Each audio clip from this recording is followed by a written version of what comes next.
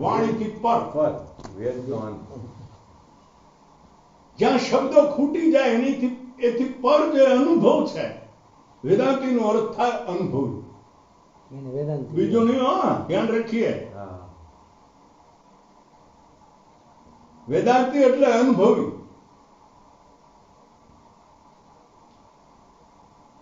શબ્દ પડે એટલે એની સામે એનું સ્વરૂપ ખડું થઈ જાય. અનુભવી. ઓલાને ઢૂંઢવું પડે, ગોખવું પડે. વેદાંતિ એટલે અનુભવી. સત્યની શોધ માટે તો ઘણા લોકો મહેનત કરે છે. એ તો સાધક કહેવાય, એને વેદાંતિ ન કહેવાય.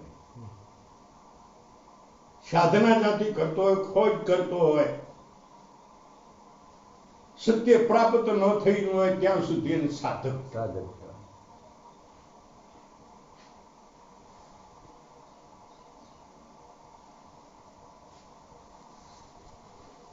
પોતે સત્ય છે, પોતે એટલે પોતાનું સ્વરૂપ, આત્મા. બસ રાખી.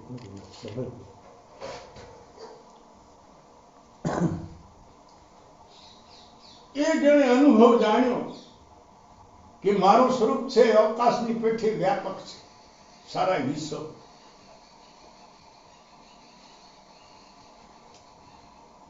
એવો જેને સ્વાય સ્વરૂપમાં જે જાગી ગયો એ અનુભવી છે.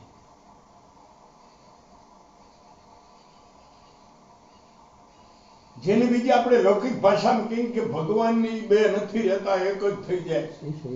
એટલે કૃષ્ણ ગીતામાં કીધો છે કે મારા ભક્તોને હું બે નથી.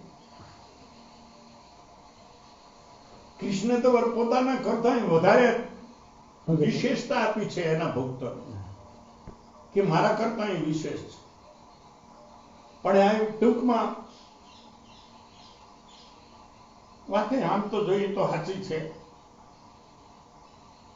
કે ભગવાનનું સત્ય સ્વરૂપ તો એ તો છે જ, અનાદિકાળનું છે, અનાદિકાળ રહેશે. કોઈ પરિવર્તન નહીં આવે કોઈ કાળમાં. એ વાત તો સાચી છે. પણ એને જો એના ભક્તો ન હોય તો બતાવે કોણ? આ માયા બધી આ ભગવાને બનાવી છે. તો એને ખોટી ઠેરાવી અને ખરેખર ભગવાન કેને પહોંચાડે તો કોણ? એના ભક્તો ને. એટલે ભગવાનની મહિમા સગુણ, અહીંયા સગુણ સ્વરૂપનો મહિમા છે. ગીતામાં અહીંયા સગુણ સ્વરૂપનો મહિમા છે. સત્ય નિર્ગુણ છે, પણ નિર્ગુણ કને પહોંચાડવા માટે ખરેખર સગુણની જરૂર હોય છે. ને કે નિર્ગુણ શું છે કોઈને કહેતા ગમે નહીં પડે. સગુણ વિના પણ સમજાવે. બે 5 મિનિટ કોઈ વાત નથી. કઈ ઉતાવળ લાગી?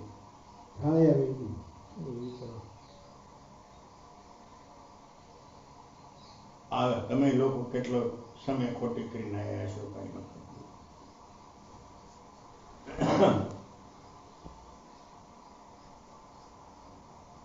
પણ તમે ટિકિટ ભરીને બેસી ગયા છો, હવે લોટરીની વાટ જોઈએ નહીં લાગે. પીડા વગરના માણસો કોઈ પ્રશ્નો કરતા નથી. બાવાનો હોબળો જોઈને આવતા રહે. એ બધું ખરેખર કિશન હામાં ઉભા છે ને અર્જુન રોય ઉભો ગીતા નહીં હોળી હોય. દર્શન હાથી મોટો કોઈને નહીં હોય ને બીજા બાવાના.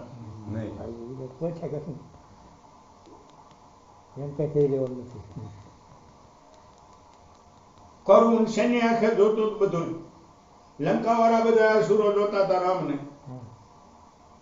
કેમ જોઈએ કાંઈ કામ થાય બુદ્ધિ ન સુધરી છે. શાન પ્રમાણ શાસ્ત્ર.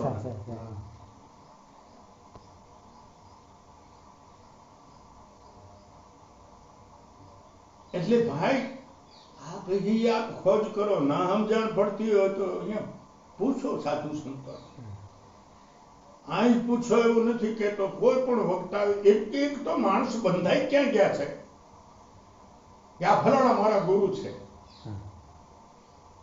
ઈ કે સાચું, બીજા કઈ બરાબર નહીં. ગુરુ વચન. હવે આ શબ્દ જે છે ગુરુ વચન, ગુરુ એટલે કોઈ એક વ્યક્તિ બોલે એ ગુરુના વચન છે, બીજો બોલતો હોય અનુભવી તો એ ગુરુના વચન નથી. આ તો મોટામાં મોટો પહાડ વચ્ચે ખડો કરી નાખે છે પોતાના મોક્ષ વિશે, સાચી સમજણ વિશે, પોતાની પ્રગતિ વિશે મોટો પહાડ ઉભો કરી નાખે છે. જે સત્ય વક્તાઓ છે એ ગુરુની જ વાણી છે. તો કોઈ બી બોલતો હોય, આ દેશનો હોય બીજા દેશનો હોય, કોઈ પણ નાત જાત તો માણસ ઊભી કરે છે, ભગવાન તો ખાલી માણસ બનાવે છે. માણસોનું બનાવેલું એવું જ હોય છે બધું. એ ક્યારે રાખવાનું હોય ને ક્યારે નોય રાખવાનું હોય, બધું બદલવું પડે. તો ભાઈ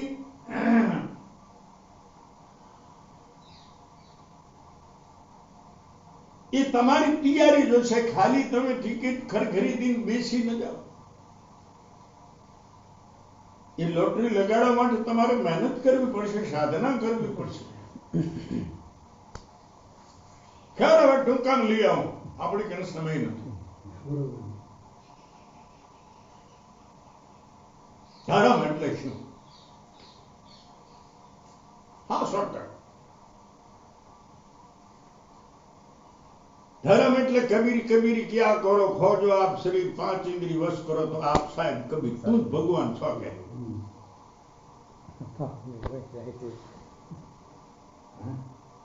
આંખ, નાક, કાન, ચામડી, જીભ એને પવિત્ર બનાવી દે, બીજાને ન જ આવી જોઈએ.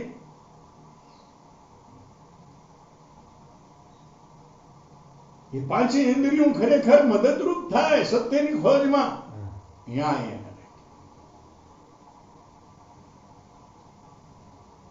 મોક્ષ આટલું જ છે શોર્ટકટ, કે પવિત્ર જીવો એટલે સાધના આવી ગઈ. હવે એક નહીં,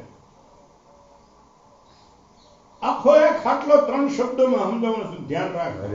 સંત મત પ્રમાણે 3 શબ્દો, ચોથો નહીં. મોક્ષનો પ્રભુ પ્રાપ્તિનો આ બધો જે ખાટલો છે એ 3 શબ્દોમાં સમજાવવા માંગુ છું. પહેલી પવિત્રતા. પવિત્ર નહીં જીવો તો પછી ઊંધા લટકો કે હમણાં જન્મ કે આખી જિંદગી દોડો તીર્થોમાં કે વાપર્યા રાખો ધન હોય તો તમે ઘાસીના બળદિયા જેવા છો. શાસ્ત્રોનું પૂછ. એ વેપાર છે, એક જાતનો જુગાર છે. હું તો જુગાર શબ્દ વાપરું છું, પણ વેપાર હારો. જુગાર કહે તો કઈ ખેલા આટલું બધું હંમેશ વાપરે તો જુગારી, આ એને વધારે જોઈએ છે. હજી આ સંતોષ નથી થયો કે રીતિ સિદ્ધિ સુધી દોડે છે. એ બધી માયા છે. તમે ભવિષ્ય માંકી શકતા હો, મોડાની જીત કરી શકતા હો, આ બધી માયા છે. માયા છે. તમે એમ કે મરેલા જીવ તો કરે તોય માયા.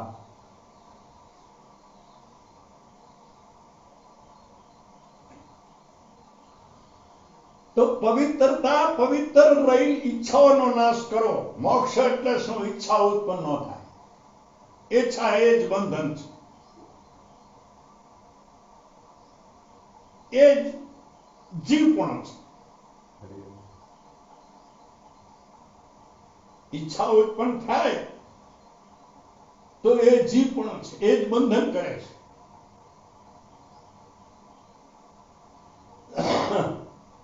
પણ આ તો વૈરાગી માણસની સાધના છે.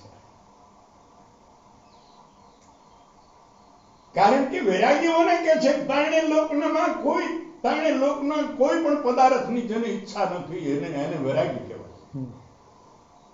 ઘર મૂકીને ભાગી જાય ને ભગવો પહેરલે એ વૈરાગી નથી. તમારાથી ભેદ છે. જો આ પીડા આ ખોજ વગર જો આ ભગવાન પહેરી લીધા તો ફાઇલ છે. ભગવાન આના માટે જ પહેરવાના હોય છે. અને પહેરે તોય ભલે ન પહેરે તો એને કાંઈ ફરક, લુગડા પહેરવાથી કાંઈ ફરક પણ પડતો પડતો આડંબર જ કહેવાય. ગૃહસ્થી હોય તો ભલે અને સંન્યાસી હોય તો એમાં કોઈ ફરક પડતો નથી. એ તો સાધન છે બે. આ એ સાધન છે ને એ સાધન છે. સ્વભાવ પ્રમાણે વ્યક્તિ સાધન લે છે પોતાનું. તો એક ડરી ગયો કે અમારા જેવા ડરી ગયા કે આ બધો ખાટલો લઈને ભગવાન પૂરું નહીં હોય, આપણે પહોંચી નહીં શીખી ત્યાં, એટલે એને છોડ.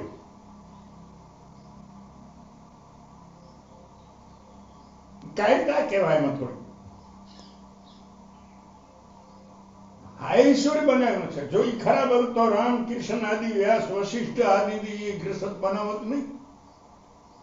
જો હલકો હતો તો એ પણ સમજાય છે કે હલકો નથી. ઈશ્વરે બે માર્ગ બનાવ્યા છે. પોતાના સ્વભાવ પ્રમાણે, પ્રકૃતિ પ્રમાણે જે તમે સાધન લો, આ લો કે એ સરખો જ છે. તો એ તો વૈરાગી માણસ અહીંયા રહી શકે છે. ઈચ્છાઓ માથે ચોખ્ખી રાખવી કે ઉત્પન્ન ન થવી જોઈએ. હું ખેતરમાં ઓળ ઊભું હોય, ખાધા વાળા રોજ ને હરણ ખાઈ જાય, ઢોરણ ખાઈ જાય, એમાં મને કાંઈ વાંધો નહીં. ઓળ ઊભું હોય વાડીમાં તમારે, એને કાંઈ પીડા થાય છે? ઓળા જેવા થઈ જાઓ તો ઈચ્છાઓનો નાશ કરી શકશે. પણ આવો તો કરોડોમાં એકાદો સાધક હોય છે. તો શું બીજાને અધિકાર નહીં? અહીંયા વાંધો આવે છે ગીતામાં કે તો ભાઈ પાપીઓનો પાપી હોય, પાપીઓનો ઠેકેદાર હોય તો તારી અહીંયા અરે પાપ ને પુણ્ય એ તો ખરેખર બે બેડીઓ છે. પાપ ને પુણ્ય એ ભ્રાંતિ છે.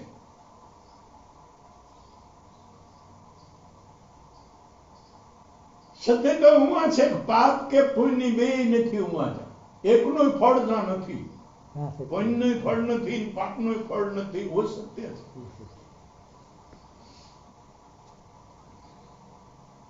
તો એને સાધના કરવી જોઈએ. આપણી વાત ઊંચી જાતી રહી એટલે પછી અહીંયા તો મેં કહી દીધું ને કે કોક કરોડ મોય આવો સાધક તો શું બીજાને અધિકાર નહીં? બધાને અધિકાર છે. બીજા રજોગુણી તમોગુણી જે વ્યક્તિઓ છે એને સાધન કંઈક લેવું છે. અંતઃકરણને શુદ્ધ કરવા માટે સાધન લેવું છે. અંતઃકરણ સાધન આપણા વેદોમાં સંતોએ કીધું છે. બે પ્રકારની સ્મરણ ભક્તિ છે. એ કરો, એમાંથી કોઈ કીર્તન ભક્તિ કરો, આર્ચન ભક્તિ કરો, પદ સેવા ભક્તિ કરો, દાસાતન કરો, વંદન કરો, હા, શ્રવણ ભક્તિ કરો. પરીક્ષકે શ્રવણ ભક્તિથી હાથ દીધ બધું મેળવી લીધું. પ્રમાણ એમાં ભાગવતમાં તો 6 ઘડીમાં ખટોંગ રાજાનો મોક્ષ થયો. પરીક્ષિતનો હાથ દીમાં થયો છે. હા, ભીડા વગર કઈ નહીં થાય. પહેલું તો પૂરું હા ધરો બરાબર, ત્યાં સુધી આખા પગ ન ફરો. હું તો અહીંયા સુધી કહીશ. સમજાય નહીં, હા ભળીને સમજાય નહીં, દાદા ઈ કાંઈ નહીં થઈ રહે. અને હા ભળવા છોકરે સમજાય છે. એટલે શ્રવણ ભક્તિ પહેલી છે. પહેલી શ્રવણ ભક્તિ જો દૃઢ થાય તો કઈ બધું થઈ શકે છે. પછી વંદન, સખાતન અને સમર્પણ. પ્રેમ આ મધ્યમ છે. આ 9 પ્રકારની ભક્તિ છે એ દ્વૈત છે. ભગવાનથી અલગ રહીને થવાની વાત છે. પરાભક્તિ છે એ તો સીધું આત્માનું ધ્યાન છે. તો આ ભક્તિમાંથી કોઈ બી એક ભક્તિ પકડી લો સાંગોપાંગ સારી રીતે પવિત્ર જીવન, એ તમને ઠેઠ પહોંચાડી દેશે. તમે હઠ યોગ લ્યો, અષ્ટાંગ યોગ લ્યો, લય યોગ લ્યો, મંત્ર યોગ લ્યો, તમારા સ્વભાવને કયા સાધન ઉપર વિશ્વાસને સરળ પડે છે. સાધન મોટું નથી, પીડાથી સાધન અપનાવવું પીડા મોટી. પીડા જે છે ને એવી દવા એકે નથી. બીજો શબ્દ સંતોએ એનો પ્રેમ વાપર્યો છે.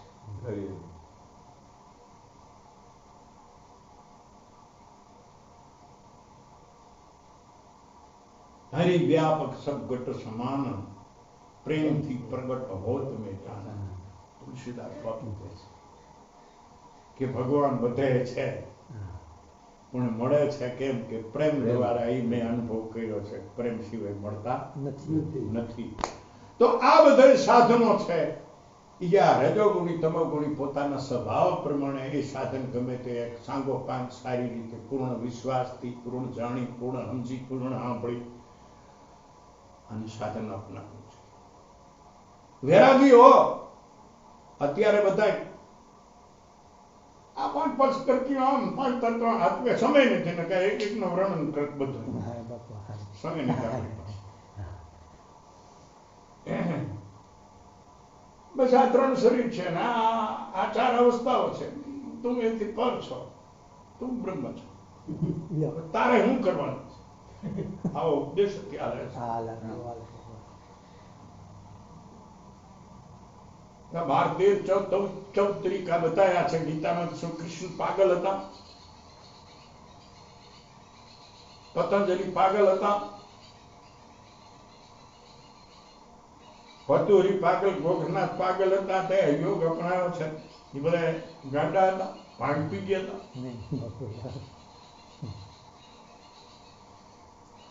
વ્યક્તિને પોતાની ક્ષમતા પ્રમાણે સાધન અપનાવવું જોઈએ. સાધન મોટો નથી, પ્રેમ મોટો.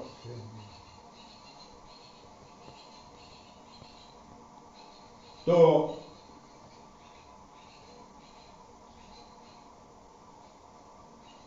આપણી પાસે સમય નથી એટલે મેં ટૂંકાવી નથી.